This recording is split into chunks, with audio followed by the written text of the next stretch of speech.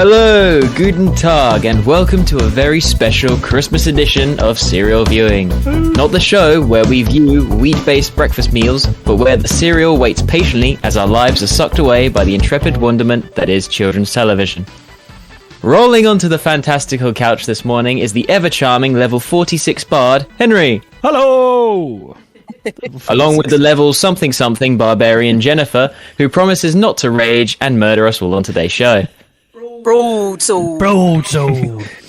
Speaking of which, this episode's subject, if you haven't already guessed, is Dungeons and Dragons. Yay! Originally airing between the years of 1983 and 85 for a whopping 27 episodes, the show focuses on a group of 6 friends who are transported into the titular realm of D&D, following their adventures as they try and find a way home with the help of their guide, the Dungeon Master. In this episode, the wizard of the group, Presto, is tricked by Venga into conjuring up a horde of fire-breathing dragons to threaten the town of Helix. The party must rescue Presto and save Helix before it is too late. So, my trepid adventurers, you walk into a tavern. Ahead of you is the barman, drying out a well-worn tankard with what looks like the filthiest rag you have ever seen.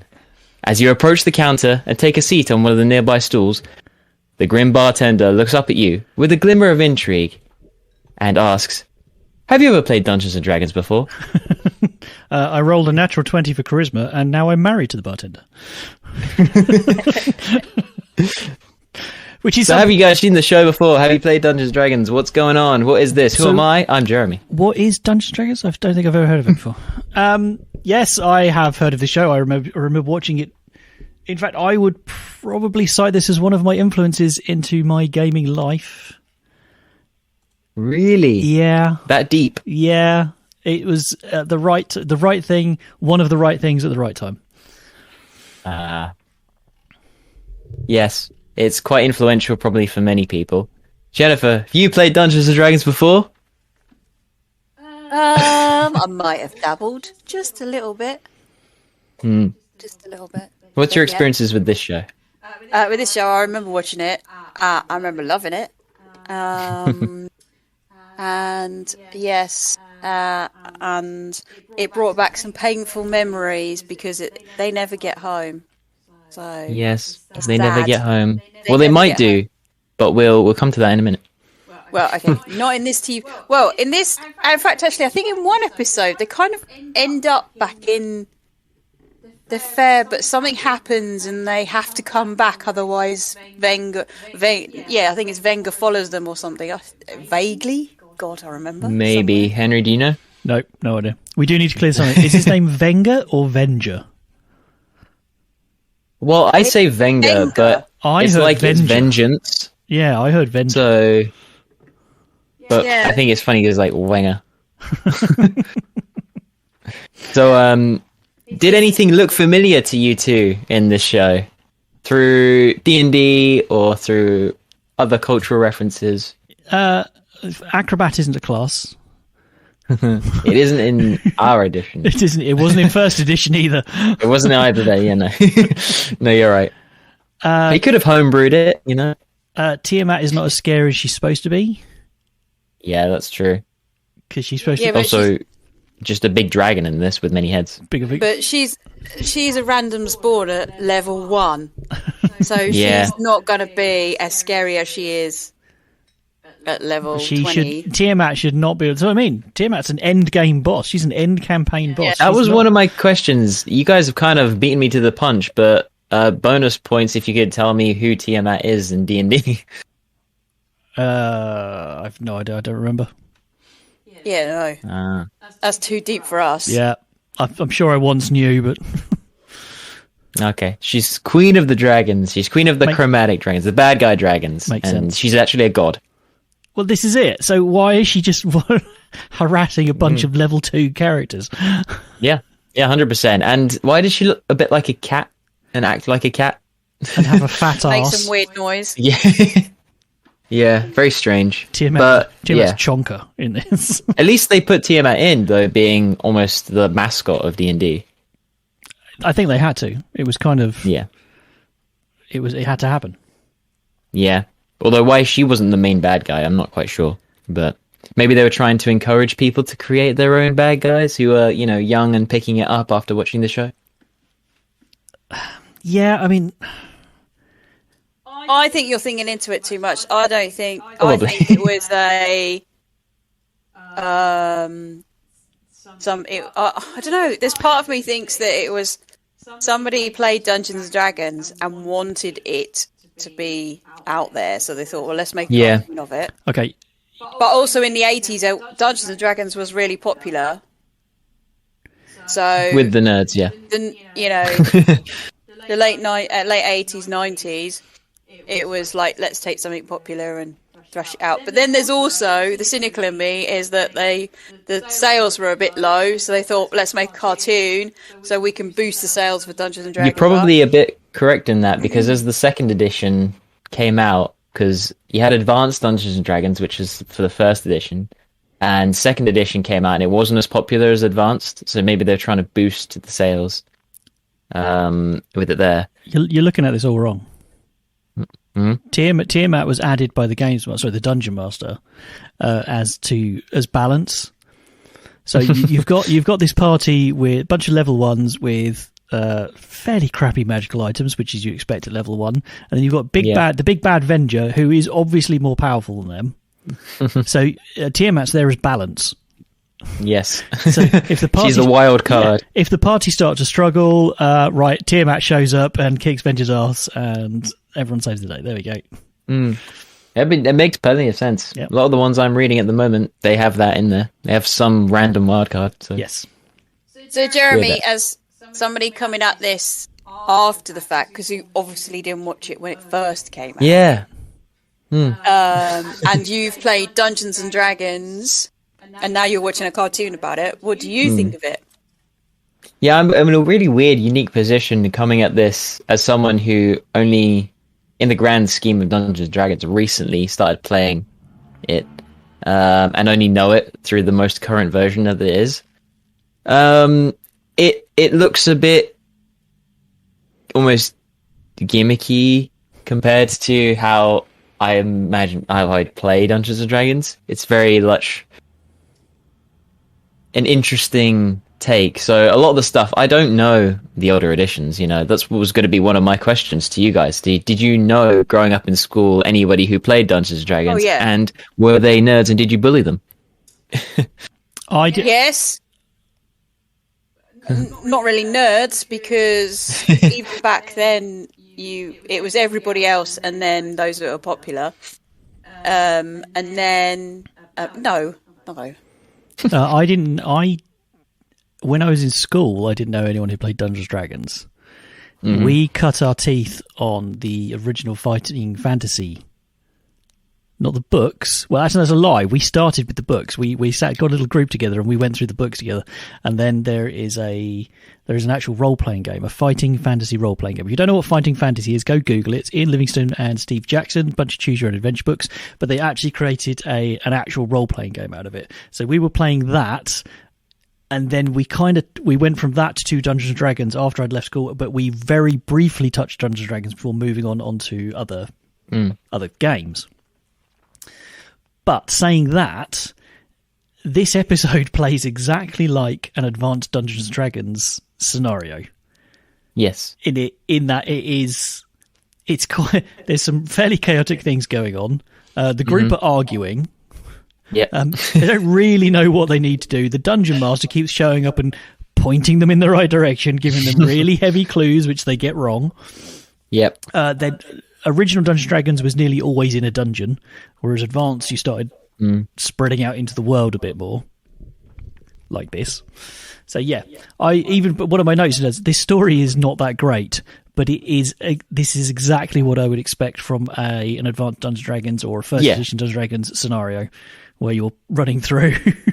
Yeah, because I feel like Dungeons and Dragons nowadays is incredibly different. If you take the fact that it's different editions and rules out, it's still played incredibly different to how it used to be. Yeah. It used to be, like you say, a dungeon crawler, a game where the character development was always second to just progression, and playing the game. Nowadays, a lot of people try to focus more on character development and relationships and the actual role-playing aspect of the game. And combat, it often takes a sideline. Saying that, there weren't that many puzzles in this one, apart from the fact that the bad guy was hidden. Sorry, go on.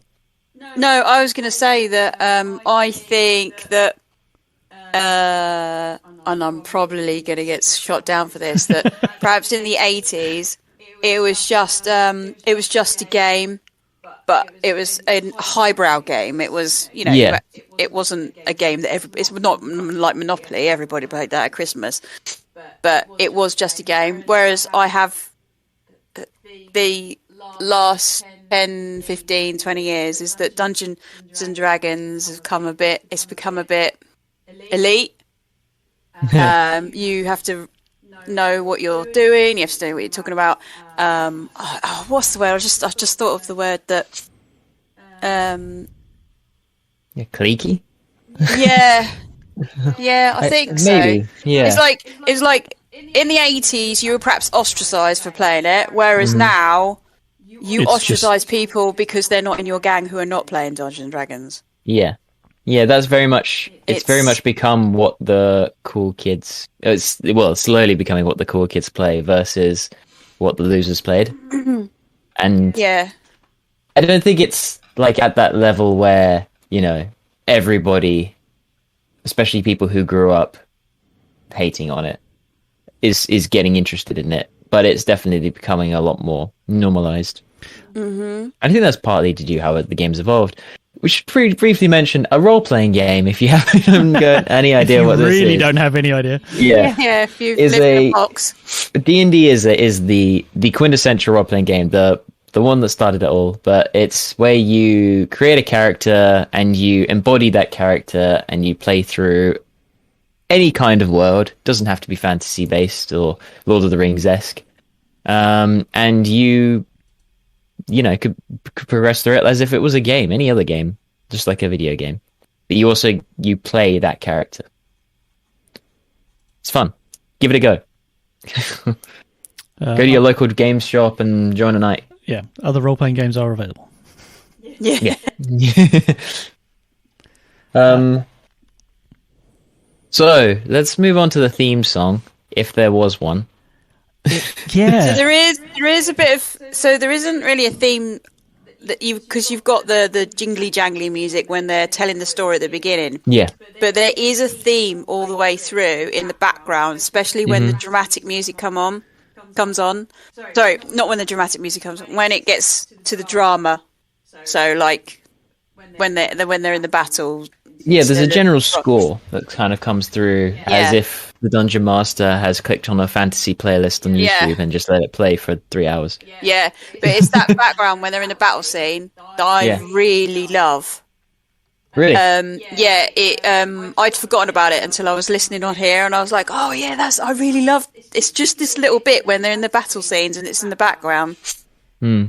So I wanted to have a look at this beforehand, but I didn't get a chance to. Apparently, a full orchestral version of the series theme song. Again, if there was one, there is in the end credits, but yeah, it was composed by a guy called Johnny Douglas, and it was released on his album. Basically, I wanted to hear it. Johnny Douglas he did the theme songs for the Spider-Man. Cool. And he did the Incredible Hulk. He did G.I. Joe. He did the Transformers theme as well. The music anyway. I'm going to dump on it a little bit because I didn't notice it while it was on. Like I didn't notice the score. I didn't notice the music in the back when it was fighting. Oh yeah, me neither. I couldn't. I listened to this less than an hour ago. I couldn't. If you played me if you played me 3 songs now, I wouldn't be able to pick out which one was from this show.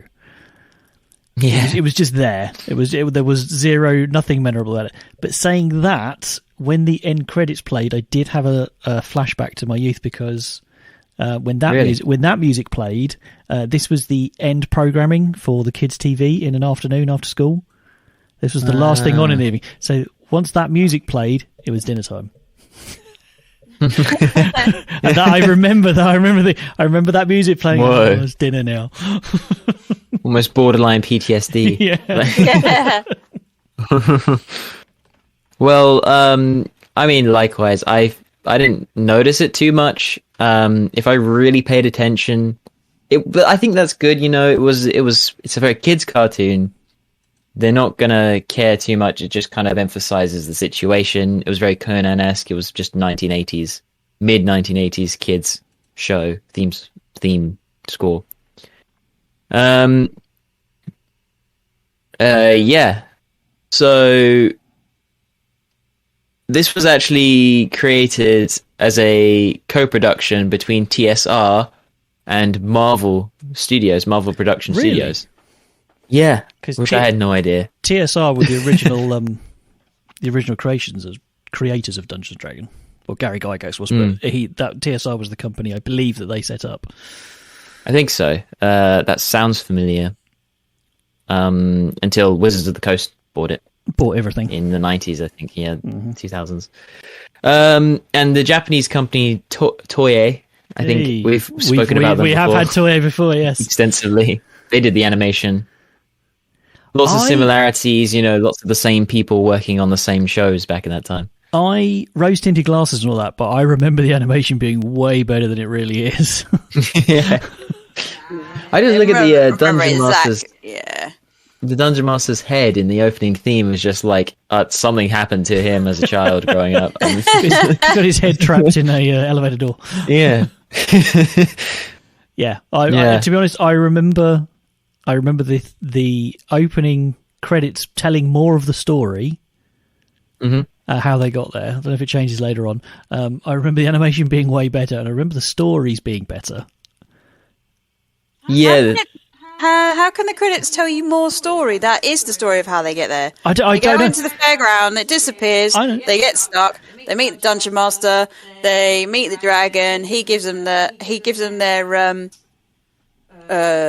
items of power. Their skills, whatever they are. No. Classes. And then they go into a WoW dungeon instance and fight Although, the dragon. As I said, Acrobat and Cavalier were not classes. Yeah. There was Cavalier as well. There was no analog for Acrobat. I mean, the Cavalier is obviously a fighter. Was the thief called Thief, or was it still Rogue back then? I think they were called Thieves. I think it was Thief. Yeah, I think so too. I remember hearing something like that, but I know they're called Rogues now. Also, Rangers, well, in 5th edition. Oh yeah, Rangers didn't exist. They are not that good. I don't know. I think he's Archer back then. Do you know? I've completely drawn a blank. I can't remember if Rangers were originally. Have a look. No, it's fine. But yeah, not that important. Well, my books are buried at the back over there somewhere. Yeah, you have the original. I have the original 1st edition Dungeons and Dragons books, but I'm not going to. I'm not tearing them out of the thing. Yeah, that's never being pried from Henry's cold dead heart. No, that's one of my prized possessions. That is. So, is there much point in talking about merchandise? No. Because I don't think there is. Has there been any? Lunchboxes, flasks. I'm being sarcastic. I remember having some 2-inch tall action figures of the Avenger and I think Cavalier and the Ranger. I think Wanger. Hi, Avenger. Yeah, so I had those rubbers, erasers, stationery, pencil cases, t-shirts, frisbees. Well, yeah. I've got a list of the merch in front of me. So, ironically, there was a board game released by TSR in 1984. It's called Quest for the Dungeon Master because he's a git and keeps disappearing, and he's honestly sadistic. I have words. I have thoughts on the Dungeon Master. We'll get there. We'll get there. Yeah. But it was inspired by the episode In Search of the Dungeon Master. I assume he goes missing. Well, there you go. In which the Dungeon Master is captured by. Turns up, so he makes them do the quest, and then he just turns up at the end. Which that's not very Dungeons and Dragony. It's pretty dungeon mastery though.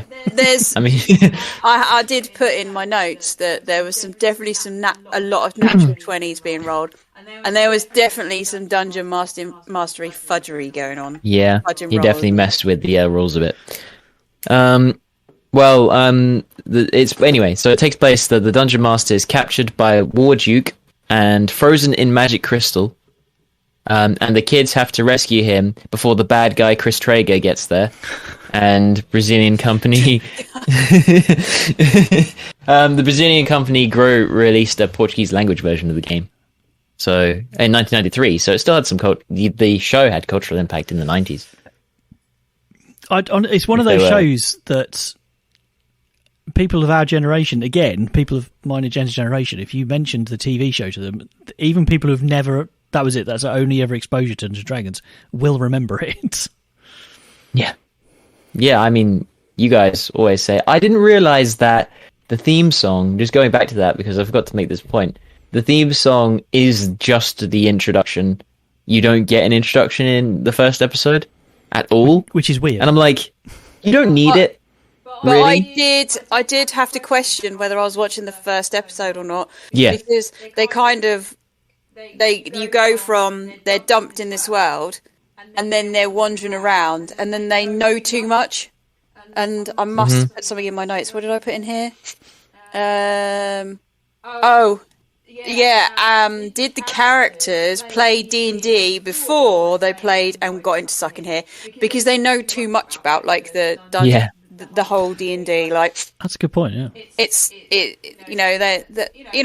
meet. There's the Tiamat. Yeah. I mean, I know they meet her right at the beginning because obviously that's part of the titles. But there's kind of like there's a little bit of a chunk missing between the titles and then them wandering around. And I know that they're teenage kids, but they're entirely too comfortable with the situation. Then they're freaking out. Yeah, they're. I think the only thing that could have alluded to this being the first episode was the fact that they had that whole thing with Traeger and the White Rabbit, and why he they didn't know how to spot him before, but maybe he doesn't have a White Rabbit in any of the other episode, I don't think, because that was white the hair. white hair. Sorry, white hair. Yeah. Yeah, that's how they. No, it's there's always different ones, but you see, Venga. Sorry, he's my second favorite bad guy in all of the cartoons. The first one is Mr. Sinister. Yeah, okay, I thought so. He's the best bad guy ever, and I can't understand why he has not been brought out. I don't feel like Venkman is a good enough bad guy compared to like Skeletor or someone. Oh no. Venga is. I can understand why he's not been used in anything else. He's so camp. He's just like he's got this one horn, and then he's got a cloak. He is pretty camp. He's a bit first Avengers Loki in that he really wants to be a bad guy, but it just never quite happens for him. Yeah, he just doesn't seem threatening. Does he? No. I don't know, something about his getup. The fact he's scared of a cat dragon. Like that thing, if she sat on you, you're dead. That's what he's scared of. True. He's scared of getting chomped. That's a natural 20 ass attack. Yeah. So there were many books published about the series. There was Dragonez. Forgive me for pronouncing this badly. Dragonez E. Mazmoras, a comic book adaptation of all the 27 episodes by Comics Forum, which was a Spanish publisher, licensed by TSR. There was Pick a Path to Adventure. Choose Your Own Adventure. There was 6 game books written from the point of view of the children, and there was a Choose Your Own Adventure. But also was through the eyes of the younger brother, Eric. Hang on, wait. Eric. Through Eric's book, gave the protagonism to his younger brother Michael. So it was weird. Michael was the Barbarian, right? They were. No, that's Bobby. I think they were trying to put another character in. Right, okay. Yeah, it doesn't really make a lot of sense. I didn't get any of the names apart from Presto. Yeah, and that's Presto, Eric, and that's only because it's a stupid name. Fred, Velma, Bobby the kid. Daphne, Scooby, Scooby, Scrappy Doo, the unicorn. Surely got Uni's name. Yeah. Right, There we go. I have to do it. I agree with you, If Henry. you've listened to this podcast before, you know I'm not a fan of comedic sidekicks. And apologise for language, but I fucking hate that unicorn with a deep and abiding passion. Even when I was, however old I was, 13, I hated that unicorn with its sounds all the way through it. It was like nails on a chalkboard. She served zero purpose apart from just I don't know. At the time, I thought, oh, they put that unicorn in there for the girls, which I know is quite sexist. I don't know who that was for. It was just annoying and didn't need to be there. Yep. Three times in my notes. Oh my god, I hate that unicorn. I hate that fucking unicorn. I hate the unicorn. Yep. I didn't have as much hate for the unicorn, but I felt that useless. But I know that my little sister, when we used to watch it, she loved the unicorn. Oh, it's just so. But she was a lot younger. I mean, she was only eight. She must have been what? I wrote many a time about it. Not quite as much content as Henry has. It's not a strong enough word. The first thing I had said as soon as it came on screen, I said I already want that horse dead. And then when it was trying to do the echo, I was like, thank God it didn't have an echo. But then it did it again, and it pissed me off. The fucking around on the ladder. You've got no opposable thumbs. Yeah. How are you getting up that ladder, you idiot? Leave it behind. Leave it behind. Cook it. Let it run away. They were wandering around complaining they've got no food. Cook it. Yeah.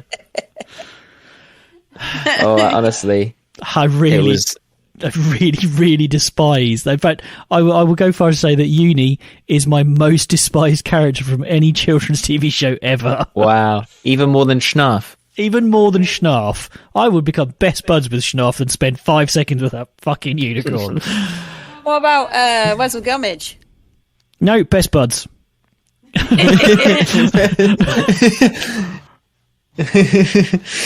Oh, you know what? Yeah, we'll go for a beer with Wurzel Gummidge rather than spend. I'll hold you to that. Look at that unicorn more than once.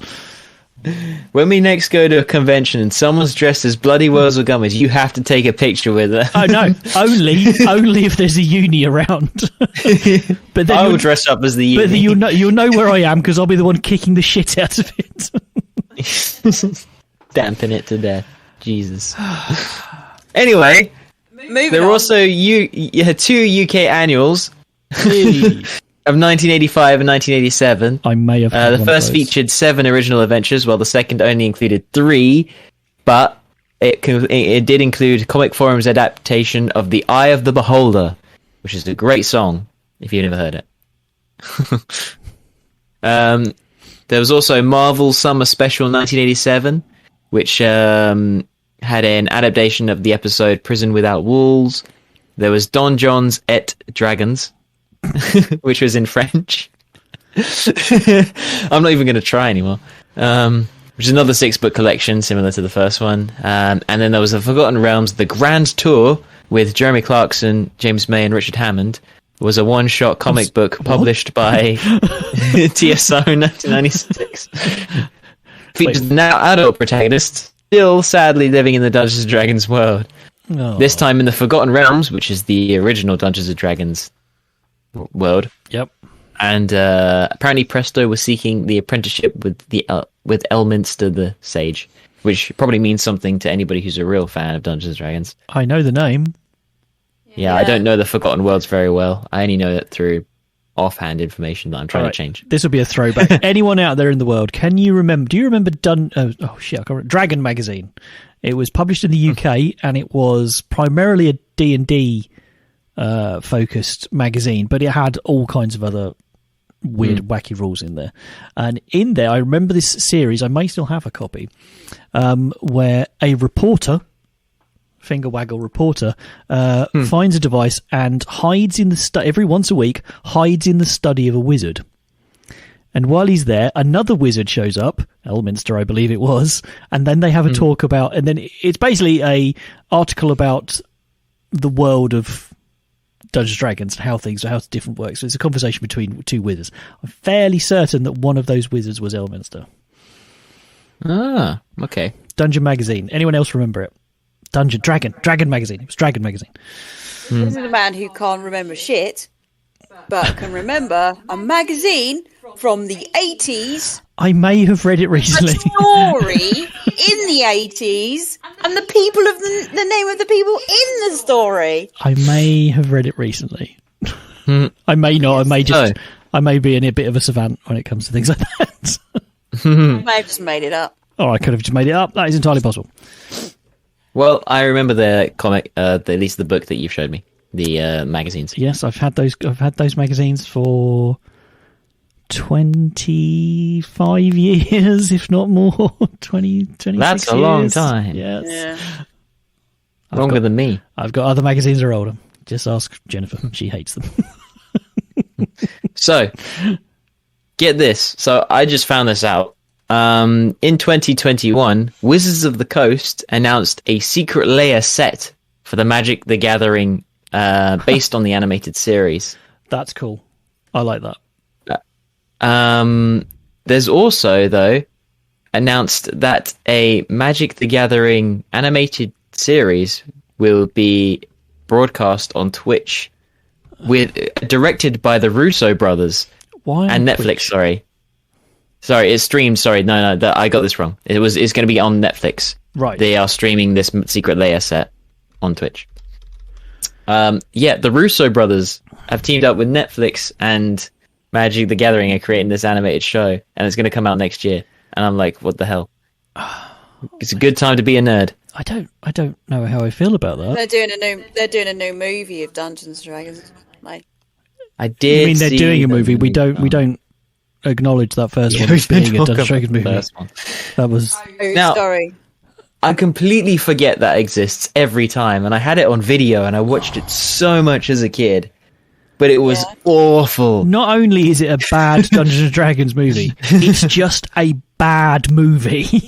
Yeah. That bad. It's not a bad Dungeons and Dragons movie. There's some interesting things in there that you could steal if you wanted. Jeremy Irons in it. It can't be that the bad. acting was just dire. Jeremy Irons will chew the scenery, and he doesn't care. He's just there for the money. He's there to have fun. Brilliant. Excellent. No problem with that. The main character was just an annoying 90s teen. His sidekick Snails was just he was uni level bad. And the whole tone of the movie was really weird because they were going for this fun adventure kind of thing, and then one of the characters actually dies, like proper car crash in the middle of the movie, slow everything down. He's just died, and it's really jarring because it doesn't fit with the tone of the movie. And it used to creep me the hell out how he just died, and the way he dies as well was really unsettling for me as a growing up. Yeah, but it's got Thora Birch in it. Who? Thora Birch. Thora Birch. All right, actress of the 90s. I joked in the She was fine, but it was like the Queen. Oh, and then you look at what they did with dwarves, the representation of the dwarven race in Lord of the Rings, and then you look at the dwarf in this Dungeons and Dragons movie, and it's just it's offensive to fantasy dwarves. Yeah, so let's not talk about it any further. Oh no, let me hate on it a bit more. It's a terrible movie. It's a terrible movie. You've got plenty of hate out. You should go and watch it just to appreciate how bad a movie it is.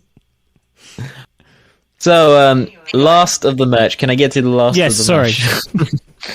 So, they did numerous commercials, weirdly licensed in Brazil. They really targeted to South American and Latin. Yeah, licensed for Brazilian live-action television commercial. Released in 2019. Weird. To promote the launch of Renault's Quid Outsider, which is an ugly-looking car. Weird. The commercial was shot in Salta in Argentina, in place near the Andes mountain range. Nice. But for some reason, the characters were licensed for it. Well, to be honest, it's not a bad idea, given the time. They do it with everyone else. They do it with the Jetsons and Scooby-Doo and everyone else. Yeah. Everyone's been licensed to sell something. So, toys and collectibles. Now, this is a big one. All of them. Yep. An advanced Dungeons & Dragons toy line was produced by LGN in 1983.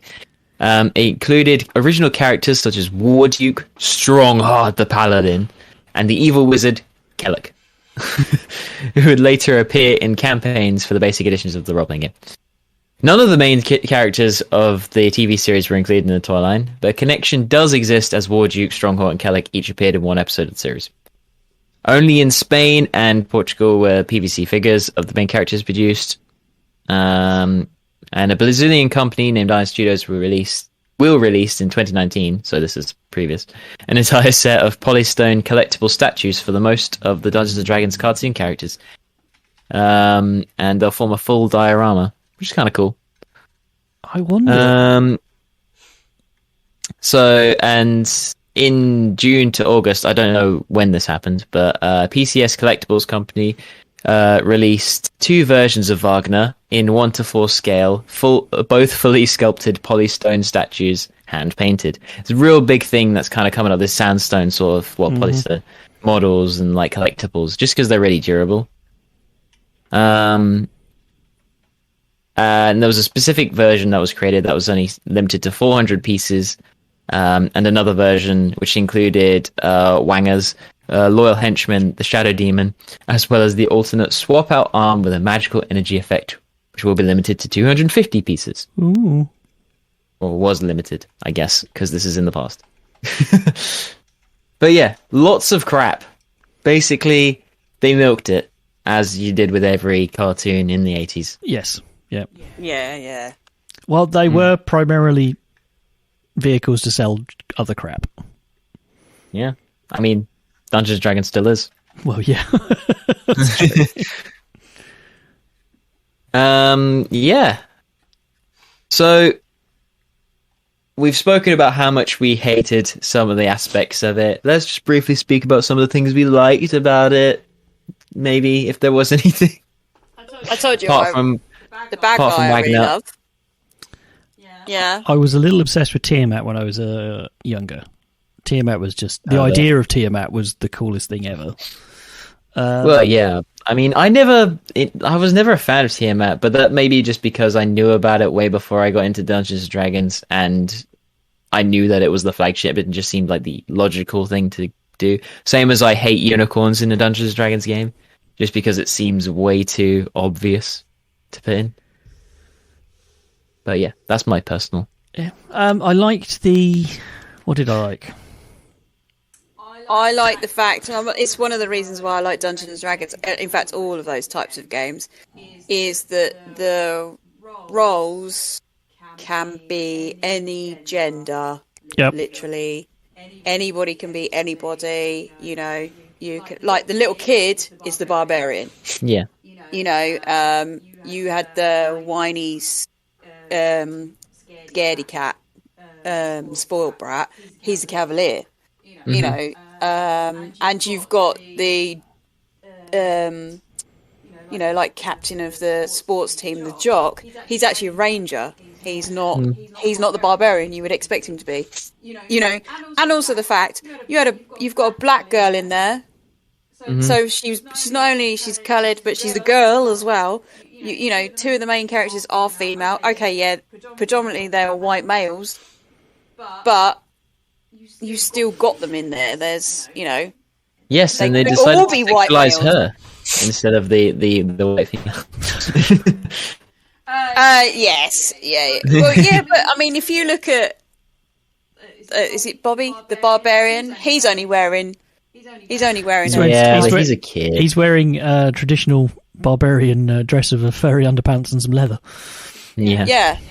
So it's not too out there, but yes. But then that's, you know, as long, you know, I've never cared how they dress my character as long as she has exactly the same armor value, wearing a bikini, the opposite as the guy who's wearing full armor. That's you know, doesn't bother me. Game mechanics come first, people. Yeah, I want to look good, but I still want that armor value. If I was being forced to wear a bikini armor and it had shitty armor value, then I'd get pissy. But I'm quite happy looking good and having the same armor value. Doesn't bother me. There was a couple of points in the show that made me kind of chuckle. Making the cow was a little on the nose, but I still kind of found it funny. Like, you know, the fact that he was like, burger, cow. Yeah. Yeah. I was like, I knew it was coming, but it was still pretty good. And there was a couple other points. I found that the amount they spoke was actually quite good. The interaction between the characters was better than a lot of like similar time.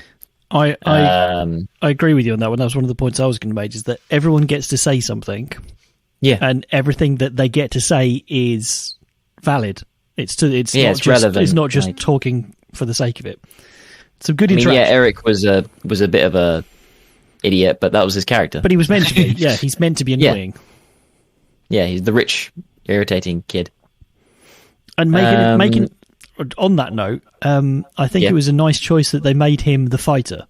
He was the guardian, which is usually you'd expect something, the blonde-haired, blue-eyed leader of the football team, as Jen said, the ranger, that kind of character. I would have expected him to be the Cavalier.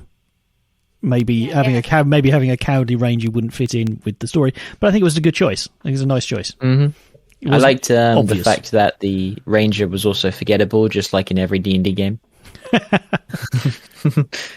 Also, fun side note, as soon as Wanker stood up and said, you know me as Vegna, I was like, you know me as Optimus Prime. I wrote down Cullen. It was in Peter Cullen. I wrote down he sounds like a Decepticon. Yeah, I saw it just before watching it. I was like, damn, I could have heard that. Yeah, but doesn't he do half the he does half the Winnie the Pooh characters as well, doesn't he? I think maybe, yeah. I think he does it. Does he do heard that somewhere? Probably. But yeah, he does Optimus Prime. Optimus Prime comes out occasionally in the Winger's voice. Yeah, and I wrote down vagina sounds like a Decepticon.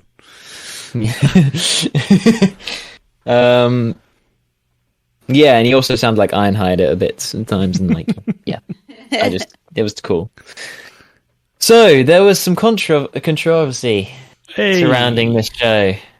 A final unproduced episode, as we've spoken about, would have served as both a conclusion to the story as well as a reimagining of the show had the series been picked up for a fourth season, because there was 3 seasons they split over 27 episodes for some reason.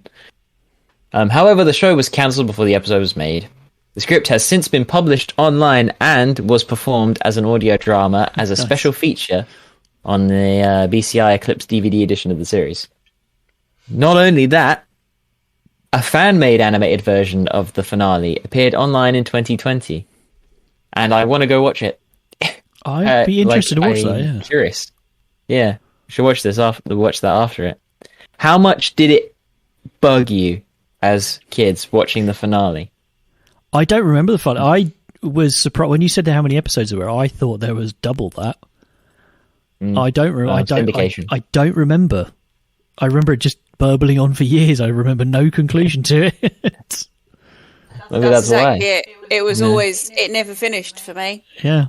It was always really disappointing that it never finished. They never got home, which always annoyed me. But I do vaguely remember one of the episodes where they were really close to getting home. Well, or something happens, and I can't remember. They have to come back because they get to the fairground, and then and it's a choice they have to make. They don't get to stay or something. I vaguely remember it. Do you guys want me to tell you, because the script was published ages ago? It was like, you want me to tell you the plot of the original ending? So it was changed a little bit for the fan-made one. They decided to change a few things, make it less open-ended, but basically they were going to establish that the Dungeon Master was in fact VGA's dad, and obviously he has a sister later in the series as well. So yeah, they were going to establish that, and basically they had to. I think the dungeon master had to leave or something. There was a reason why they either Wignut killed him or something. But basically, they did end up in the real world, but then they had to choose between coming back and staying in the real world in order to save the fantasy world, or just be normal kids again, kind of like a Jumanji thing, I guess.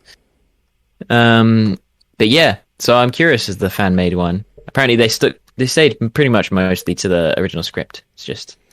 Actually, Jen, are you saying about one where you thought they got back? I vaguely remember the Barbarian getting really upset because Uni can't go with them. Because Uni can't. I remember that. Or it's just come to me. Yeah. So yes, maybe I do remember them going back at some point. Because I think he tries to stay, or he tries to smuggle Uni in, and it doesn't work. I don't remember. Something like that. I don't know. Well, so apart from that, there was more controversy surrounding the show, and that was there was the level of violence. Apparently, at the time, this was the time period where the parents were putting arms and legs up in the air. Was this in America? Because this was in America. Controversial for American children. UK kids were used to growing chill. Wurzel Gummidge. I mean, Wurzel Gummidge was abused by his woman. It just. That's what we got all the time. British kids. Even He-Man runs towards the screen and punches the viewer. I know, right? I mean, like they made Conan the Barbarian a kids show. Like, I mean. Apparently one of the scripts was nearly shelved because the characters actually created a plan and contemplated killing the villain. It might have been the way they spoke about it, or that surprises me in one regard, in that it's a kids show and it's no more violent than anything else. But it also doesn't surprise me because I don't remember it clearly, but the sheer moral panic that swamped America based on the Dungeons & Dragons franchise, but specifically the role-playing game. But even in 1983, that was still rumbling on that D&D was satanic and it's all rituals and your children are going to get eaten by the devil, and we love Satan. And then it became Pokemon. And it was huge. It was ridiculous. Mm-hmm. I mean, if you didn't live through it, I can't explain. I mean, I didn't live through it. I don't really remember it. I was over here and it wasn't really a thing. But having read about it, it was a bizarre witch hunt against D&D, and I can see that extending to properties like this. The natural progression of those things is ridiculous. The fact that, you had Dungeons and Dragons, you had goth music, you had like rock music. It was rock music, heavy metal music. The record backwards, Beatles. If you played it backwards, it would say, "Oh, we love Satan. We love Satan." Yeah, like heavy metal, Pokemon, WoW, GTA, all these games. Like COVID. And now, like probably things like COVID. But yes, Pokemon. I saw a thing on, I think it was Reddit the other day, about some preacher standing up and claiming how Satanism is inside. Oh, Minecraft is a good one at the moment. Really? Minecraft. That's ages old. I can't remember which character. There was some article claiming how this particular character in Minecraft is the devil. And it's a way for the devil to get hold of your kids' minds, and Oh, America! Religion. Yeah. Anyway, so that's the controversial topics. I don't want to go into it anymore because it'll just frustrate me. Well, yeah. Is there anything else you guys want to mention about Dungeons and Dragons? All good castles will have the controls for the drawbridge outside the castle. That's where you want to put them, outside. Yep. With a key Definitely. just hanging off like on a piece of paper. In his defense, though, it was in case he locked himself out and he was like the cloud was floating away. He was an old man. Venger's a bad guy. I get it. The mayor of Helix Helix. The mayor of Helix is annoying, but why does he want the town destroyed? Did he? Well, yeah, that's why the dragons.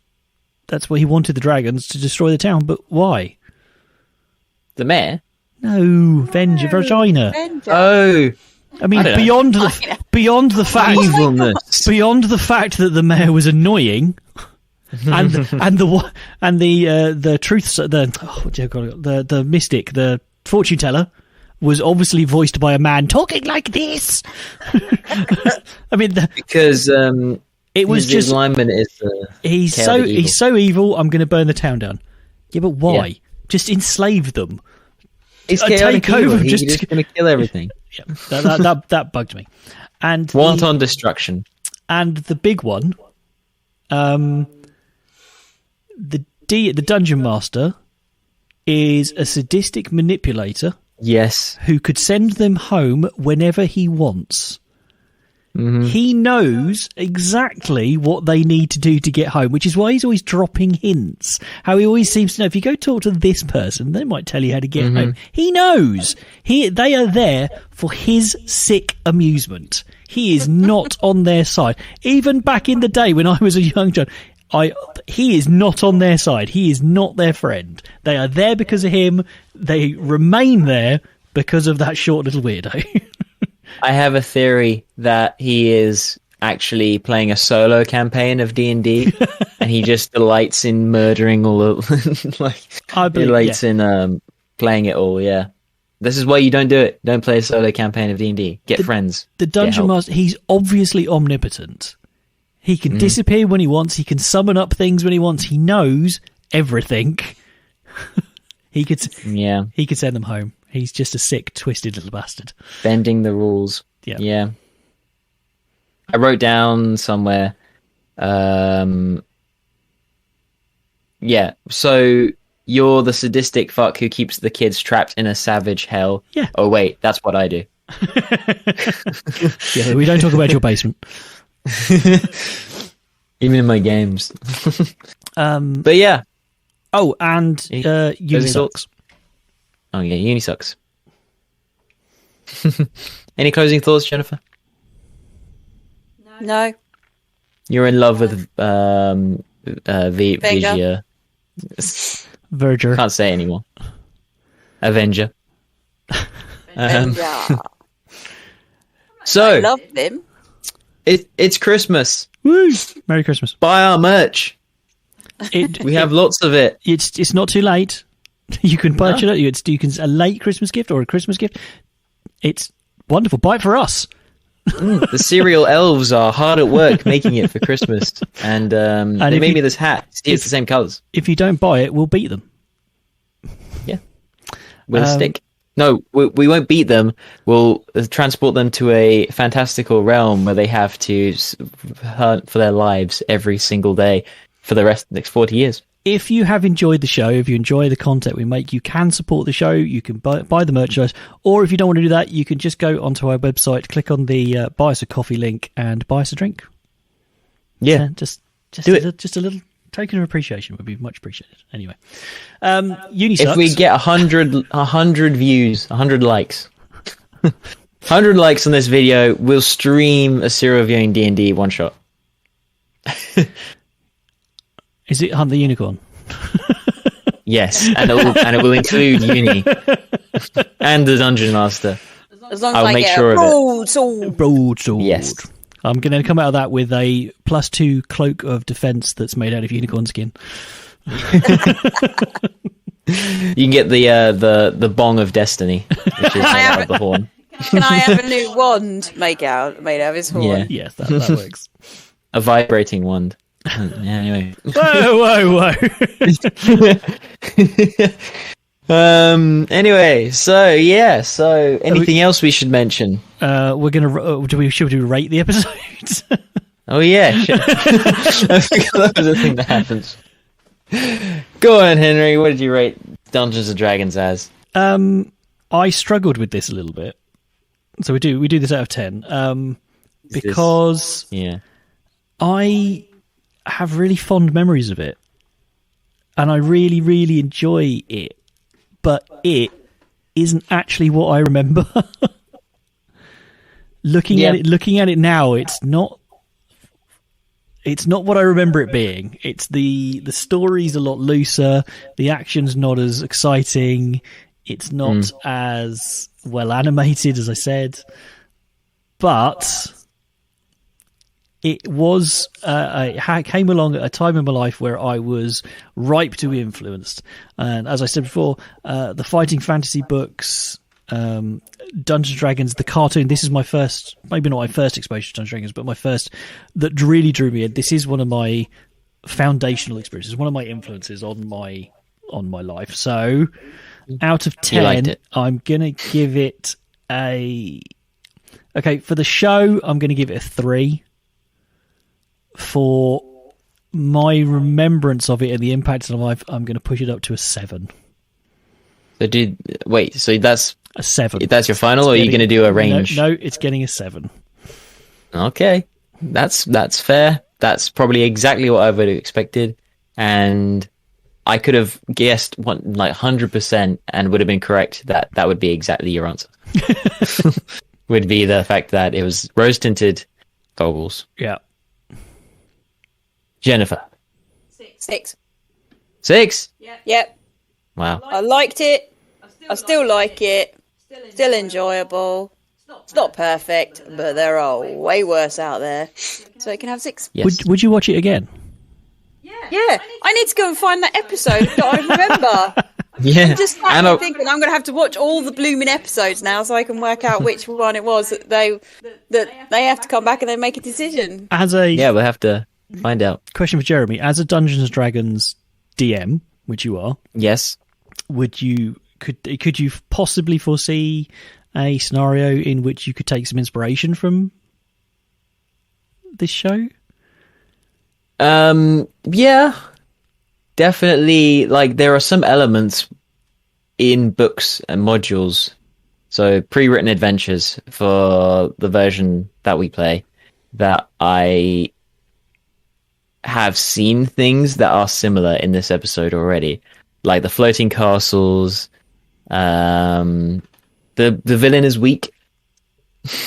Yep. Heavily weak, and there isn't much of a dungeon. Like, they do go into the castle, but that's a good guy's castle, so I mean, I know it is a bad one anyway. Yeah, I think so. I wouldn't rate it with that, just based on the fact that there are some things, but playing it as an actual whole adventure would suck. Unless it was like a small stopping off point. Yeah. You know. Have you, just as a quick question, have you ever played... I've never been in a game where there's been that many people playing at the same time. Have you ever done it? How many are there? 5? There's 6. 6. There's 6 of them. 6. So Not I've got including uni. 1, 2... Technically, the game I play right now, 1, 2, 3, 4, 5... Because Critical Role, they have that many people in theirs. Yeah, they've got loads, which is sometimes they like get a bit like too 8. many. Hang on, how many have we got? 2, Well, Jen 3, and 4, I have, what are you 5. counting? 5 in your team. Because I was talking That's to... the max, yeah. Jen and I were talking about that as well, because I Games Master. I don't Games Master in Dungeons & Dragons, but I have Games Master before. And I think I would struggle with more than 3, 4 at a push. Really? Yeah. I think any more than 4 and your people are going to get left out. Like, anyway, it does depend on the game you're playing, I feel. Yes. Dungeons & Dragons is very easy to let everybody have their position. They tried to balance it so everybody's equally important, except the ranger, because they suck. Actually, we've played it with... I suppose we've played it with 5, yeah. characters. Yeah, we have, yeah. Yeah. Oh, yeah. 5. It was 5. It was 5, yeah. during Yeah, no, COVID. shit, we did. Yeah.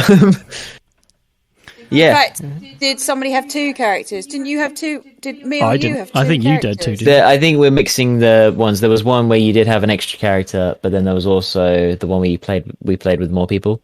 Yeah. So yeah. So I think it's not that bad. It depends on everybody's motivation. If everybody's up for playing and respectful to the fact that they're not the only person playing the game, then it works. It can work. if you get lots of people who get impatient or get distracted, then it can be irritating. But then it could be irritating with two people. That's true. That is very true. But yes, it does depend on the game. So I apologise. I interrupted you before you could give your rating. Yes, my rating, I'm going to give it a 7 as well. Okay. Because all the reasons you said, I thought it was okay as a show, and there are worse out there, especially at this time period. And the only thing that really let it down for me was the fact that Conan the Barbarian would have been more fun to play as a D&D game than this. The story in the episode we watched. Yeah, it would. So that gives it a rating of 6.7, which is well done, Dungeons & Dragons. I thought it might be high, and it was. Well, average high. Any closing thoughts for anyone? Not from me. No, that was it. I don't think so. A Merry Christmas. I mean, love your faces. Play D&D. Play D&D. Do it. It will make your life so much better, even if it's just once. But find someone who's genuinely interested in it. Other role-playing games are available. But D&D is the easiest. Quick announcement from the serial viewing team. We are taking an extended break. We're taking an indefinite hiatus. We will be back. We might be back. We'll have a discussion ourselves. So thank you very much for joining us for 36 episodes. We really do appreciate it. Only that, like. We've been That's actually quite a lot. Yeah, it's quite a lot. We may be back in the future. We may be back in a different form. We may not be back at all. But we are on an extended break. You can still reach out to us on Facebook, Instagram, all the usual channels. We will still be there. Yes. Okay. So on that, thank you, Jeremy, for hosting today's episode. You're welcome. Thank you, Jeremy and Jennifer, for joining me on the couch for this long. We appreciate it. Thank you very much to all our listeners for joining us. If you would like us to do more, if you send us encouragement, we'll definitely be back. Let's put it that way. And just as a brief aside, whoever it is that listens to the Fireman Sam episode every single day, you're weird and we love you. Yes. Do it more. Do it more. Just tell us who you are. I want to know who it is that's listening to the Fireman Sam episode nearly every single day. It's weird. And Please do. I want to know. What is you win the serial viewing loyalty badge. Absolutely. You get the Fireman Sam badge. Anyway, it has been a lot of fun. So thank you very much. And we will see you in the future. Thank you, Jennifer. Thank you. Thank you, Jeremy. Bye-bye. Bye-bye. I've been Henry, and we've been serial viewing. Thank you, and goodbye. Oh no, it's Rask. Where are we? Look out! Fear not, Ranger. Barbarian, Magician, Thief, Cavalier, and Acrobat.